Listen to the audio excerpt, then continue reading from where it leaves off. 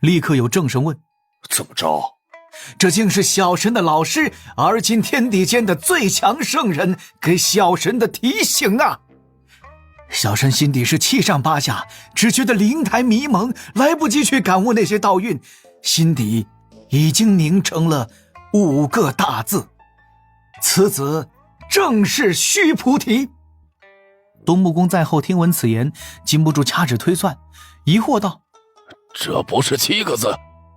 那不重要，圣人老爷刚才还说天道认下的罪责是子虚乌有，小神也算是圣人弟子，就不能说其是5？这是什么道理？玉帝差点没绷住笑出声来，下方有几名天将已经是在使劲地掐邻桌天将的大腿了。准提圣人只是冷哼一声，闭目不言。李长寿继续：故小神一见那化身就知对方是须菩提，这可是我老师道门太清圣人所说，若准提教主觉得我在说谎，可以去太清观质问。小神当真是没有想到啊！须菩提当时的气焰极其的嚣张，自以为抓住了邪盟的要害，我问他是谁，他就大摇大摆的显露真身，自报家门。当时数万贤人都听到了，他叫须菩提，西方叫最得喜欢的圣人弟子，地府轮回塔地藏的师兄。够了，须菩提擅作主张，蒙蔽圣人，稍后我西方自会给天庭一个交代。李长寿点到即止，没有继续怼下去，对玉帝做了一个道揖：陛下，情况就是这般，小神先回座了。玉帝摆摆手笑道：准提教主今日前来，可还有其他要事？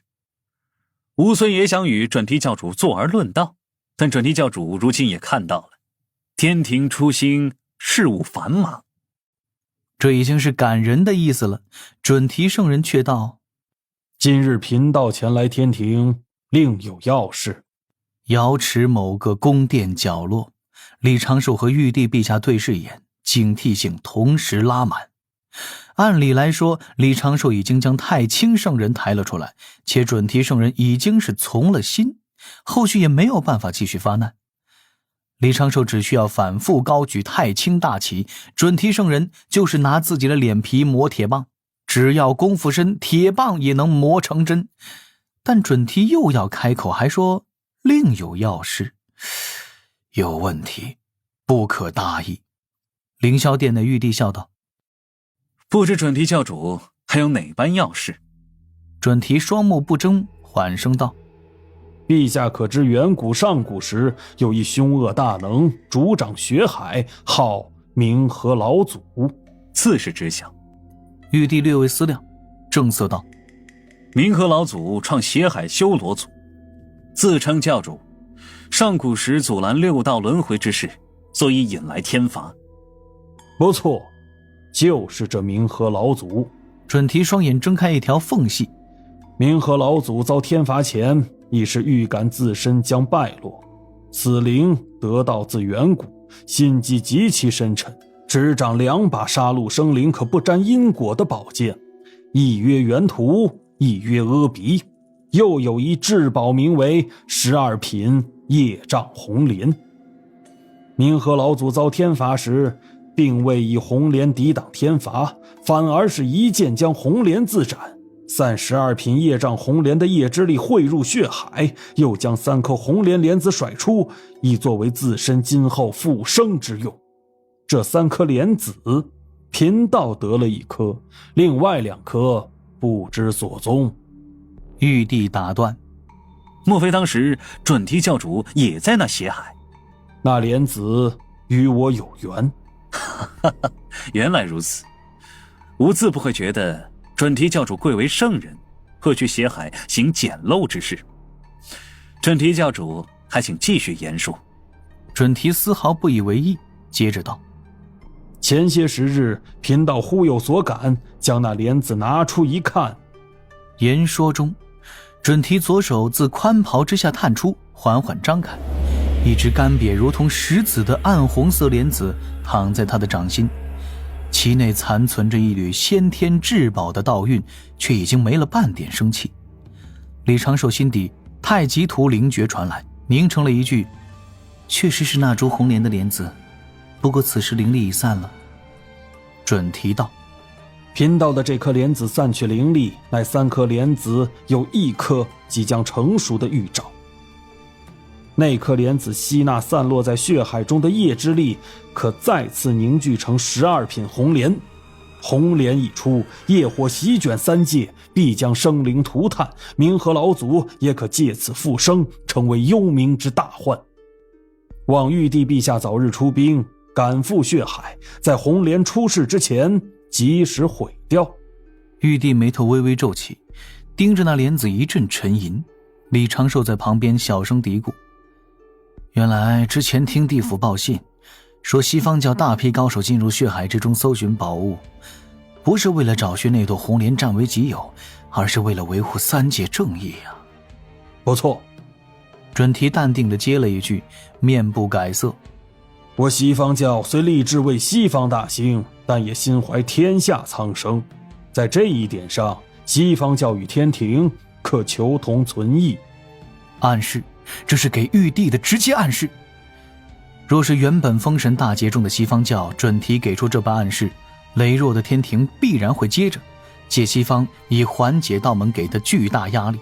但是如今西方教本就已经入劫，玉帝直接道：若心怀天下苍生，那准提教主何不将那些香火神国尽数恢复原样？此事不过门下1、2弟子所为，贫道也在调查是何人如此行事。哼！玉帝有些不满地哼了一声，又思索一阵，言道：红莲之事不会慎重以对，若此事当真，天庭会全力阻止这般恶事发生。还请准提教主稍后也大力相助，共同为苍生谋福祉。自当如此。准提圣人温和的一笑，身影渐渐虚淡。此事既已传达给天庭，贫道也可安心回灵山休息。最后再提醒水神一声，当年那3枚莲子有1枚辗转反侧，落入了截教圣人手中。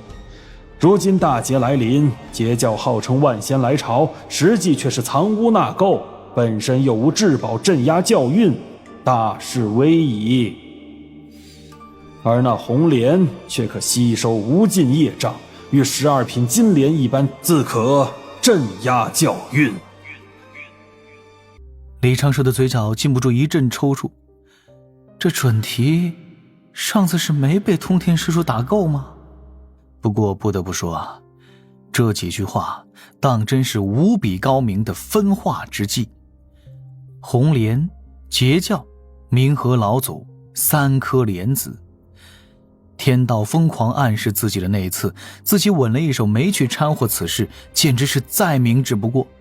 无论是通天师叔在算计，为了面子躲起来搞一朵红莲拿去镇压教运，又或者这是西方教用的计中计，本身获得了1颗以上的红莲莲子，此时用来离间天庭与截教，给截教泼一盆污水，这些李长寿参与进去都不太合适。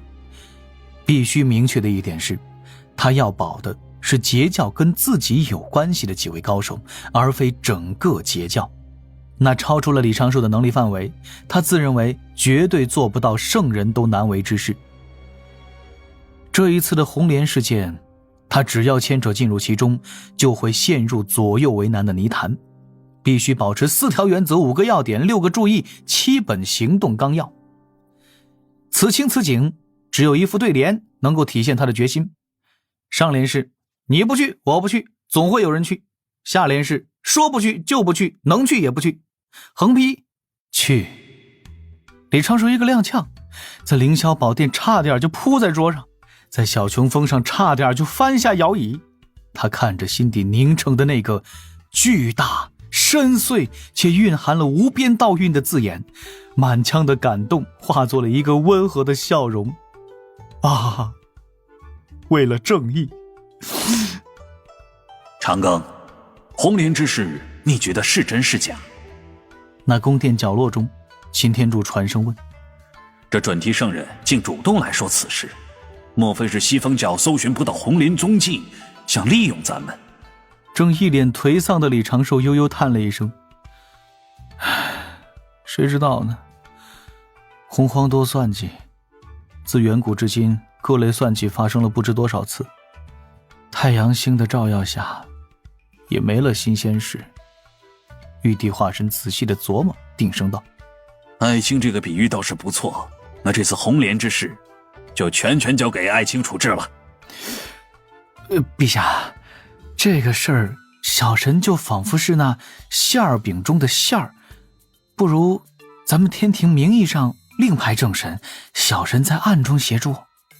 爱卿是怕截教那边不好交代？并非是不好交代。此事我最担心的，反而是这事儿闹大之后，截教不出来主动解释。截教上上下下骨子里面都有一股傲气，更是瞧不上西方教。若西方造谣，截教也懒得分辨，那阐教有可能就会趁机下手。大劫之下，本就各为保身。道门虽说一家亲，但是此前几万年，在有心人的努力之下，阐截两教已经是有了间隙，此事不得不防啊。陛下，在破灭掉西方教大部分的积累和实力之前，阐截两教不宜开战。确实是这般道理。难得爱卿并非一味站在截教一方。陛下，不提天庭中的身份，我先是人教弟子，而后是道门弟子。那就依爱卿所说，此事就让武者化身去打头阵。陛下您还有其他化身没有？自是有的。这个化身莫非已经暴露了？应当已经是暴露许久了。那就将此事明面上交给魏申墨将军。李长寿的心底顿时松了一口气，还好玉帝陛下的4号化身不是叫魏震天，不然啊，李长寿真的就要怀疑这个玉帝陛下是不是也有点问题了。这事儿怎么处理呢？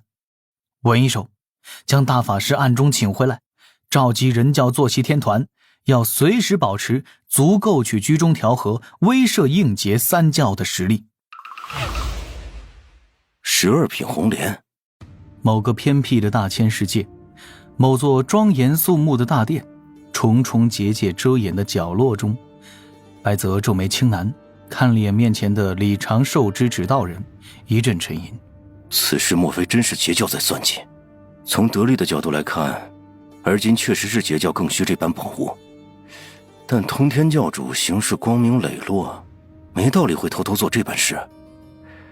按通天教主的性情，哪怕这血莲种子必须扎根血海，大不了就是万仙齐出，在血海之中做好大阵。凭截教如今的实力，只要圣人不出手，单说圣人弟子，西方教与禅教加起来也是难以撼动截教啊。不错，此事确实疑点颇多。上古时那第3颗莲子落入何人手中，白先生您可知晓？白泽下意识的就要掐指推算，又立刻想到如今天机被劫运蒙蔽，只能摇头。并未听说过这般事，倒是不知谛听那边有没有消息。谛听无法全信。李长寿抱着胳膊琢磨一阵，刚要继续开口说话，突然轻咦一声，看向层层结界之外。大殿之外飞来数百道流光，在殿前化作一名名包裹在雪白斗篷中的男女，低头冲入殿内。脚步声如雨打芭蕉，十分悦耳。这些身影步伐矫健，气息沉稳，修为以真仙境居多。最前几排则是清一色的天仙境，其内混杂几位金仙。在大殿最深处，一道身影伴着漫天花雨缓缓飞来。李长寿定睛一看，这化身差点就自焚了。这就是说，这才当凌天殿圣女几年啊，我一直在忙碌仙盟之事，一直只凭借指道人感应此地的生灵气息是否正常，没去细看，怎么就像是变了个人呢？画风一转公式啊！乔99上身浅红色的内襟小衣依然是不堪重负，天大的罪恶，但是比之前少了许多的违和之感，穿衣风格更是大变。那万年不变的短衫短裙没了踪影，内襟搭配着同色长裙，蓬松裙摆在背后拖拽出了半丈长。那纤细腰肢不堪一握，却保守地用长裙遮住了大半。玉足套着一双加厚的坡跟布靴，弥补了自己身高上的些许劣势，让身段更为自然，更加和谐。再有那淡淡的妆容，高高盘起的秀发，被薄面纱遮住却依然醒目的红唇，修长白皙的脖颈，带着些酒意，略显慵懒的双眸。李长寿当真要问，有此圣女，林天殿何愁不兴啊？裙摆飘舞，红纱落下，伴着少许仙光，久久已经斜坐在了一方软榻之中，受着下方那数百道身影单膝跪地之礼。有些疲倦的嗓音自他唇齿而来，传遍殿内各处。北寺各分店可有要事？下方立刻有一名中年道者站起身来，躬身禀告着林天殿日常事务。靠后的位置有不少年轻道者忍不住抬头去偷偷看一眼那宝座上的倩影，随之又立刻低头，像是多看半瞬双眼就要不保一般。李长寿赞叹道：这般成长速度当真是让人惊叹啊。白泽含笑点头，按照水神此前所说，我们已做了各方调整，完全按照一个正义仙宗的方式来打造林天殿，用修道理想和丰富的修道资源吸引他们加入林天殿。又受水神大人超级天兵计划启发，我们也将圣女九仙子塑造成了咱们林天殿招人的门面，效果果然十分不错。